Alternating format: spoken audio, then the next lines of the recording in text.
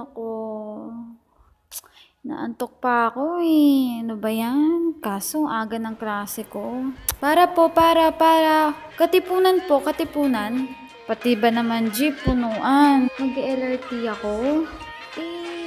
Sardinas dun kapag gantong oras. Rush hour pa naman. Okay, as usual.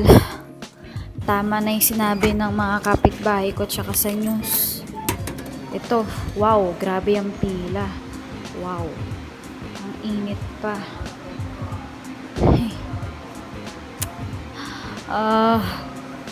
Bakit ang tagal?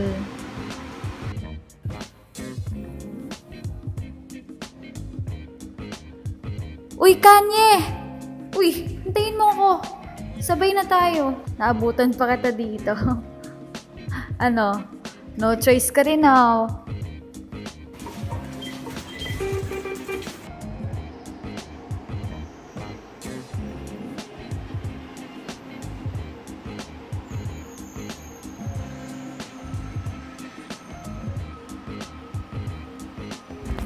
Uy, grabe naman siksikan dito.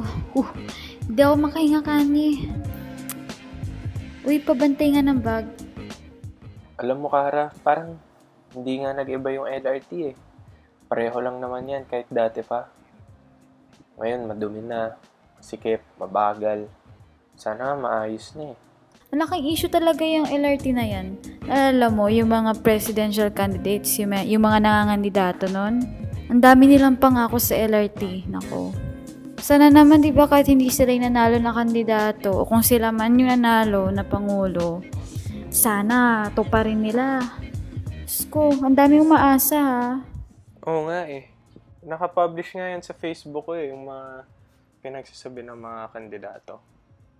Tapos, ginagamit pa nga nila yung pagsakay sa LRT o sa tren na para pakita na simple sila eh. Para ba may connection sa masa? Alam mo, nasa Facebook ko nga rin yung mga memes tungkol sa LRT eh. Kasi nakakatawa rin talaga minsan kasi totoo nga.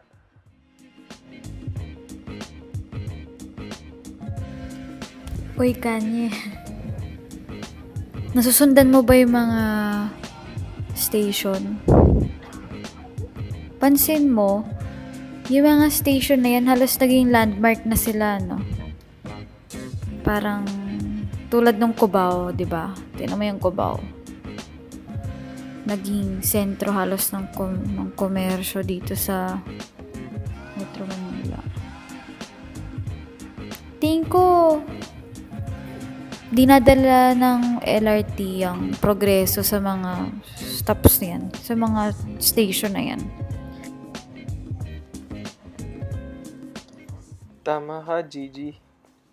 Alam mo, dapat siguro magtago tayo ng beep card, ticket, pati mapa, tapos pati yung mga memes, tsaka yung mga screenshot ng mga sinabi ng kandidato. Isama na rin natin yung mga video natin, tsaka mga larawan kapag nagko-commute tayo. Tsaka sana nga, mag-iba na nga yung LRT eh. Baguhin na nila. Kasi, pangit naman kung ito yung simbolo ng transportasyon natin. Pero sana, pag nakita natin yung mga memes, mabagal, beep card, yung ticket, lahat ng tinago natin, pag tumanda na tayo, sana makita natin kung gaano kaganda na yung bagong LRT. Kung paano na naayos ng gobyerno yung transportasyon, kung paano napalitan na ng mas modernong kagamitan, mas matibay na riles. Tapos pagtatawanan na lang natin yung mga memes, yung mga larawan natin, mga video natin, kung gaano ka iba yung karanasan natin noon. Nung tayo pa yung nagko-commute noon. Kung ganon, gaganda yung imahe ng bansa natin. Mukhang uunlad. Progresibo na dahil maayos ang transportasyon.